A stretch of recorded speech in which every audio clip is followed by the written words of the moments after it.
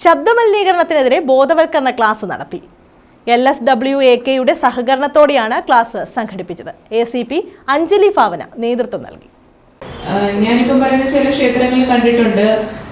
ഇപ്പം എന്തെങ്കിലും പ്രോഗ്രാംസ് ഉണ്ടെങ്കിൽ കലാപരിപാടികളും ഉണ്ട്. അതിന് മുന്നേ കുറച്ച് ആചാരപരമായ കാര്യങ്ങളുണ്ടാവും. അപ്പം ഒരു ദിവസം ഈ ആചാരപരമായതിന് മാറ്റിവെക്കും. അന്ന് കലാപരിപാടികൾ അവർ വെക്കില്ല. തൊട്ട് അടുത്ത ദിവസം അത് വെക്കുമ്പോൾ അത് കുറച്ചുകൂടെ മുന്നിലേക്ക് ഷിഫ്റ്റ് ചെയ്യാം. അതായത് 8 മണിക്ക് തുടങ്ങുന്ന പ്രോഗ്രാം ആണെങ്കിൽ ചിലപ്പം 7 മണിക്ക് തുടങ്ങാം, 6:30 തുടങ്ങാം. അപ്പോൾ അത് 10 മണിക്കുള്ളിൽ തീർക്കാം. അങ്ങനെ ഒരു ഓപ്ഷൻ ഞാൻ ചില ക്ഷേത്രങ്ങളിൽ കണ്ടിട്ടുണ്ട്. അപ്പോൾ അതെനിക്കൊന്ന് നിങ്ങൾക്ക് ട്രൈ ചെയ്യാനായിട്ട് പറ്റും. കുറച്ചും കൂടി, അതായത് ഒന്ന് നമ്മൾ ടൈം ഷിഫ്റ്റ് ചെയ്യുക, അല്ലെങ്കിൽ ഡേറ്റ് അഡ്ജസ്റ്റ് ചെയ്യുക. അപ്പം ഒരു ദിവസം ആചാരങ്ങൾ ചെയ്തു കഴിയുമ്പോഴത്തേക്കും അടുത്ത ദിവസം നമ്മുടെ നോട്ടീസ് തന്നെ അത് കൃത്യമായിട്ട് കൊടുത്താലേ ആൾക്കാർക്ക് അതനുസരിച്ച് അവരുടെ പ്ലാൻ ചെയ്യാൻ പറ്റും.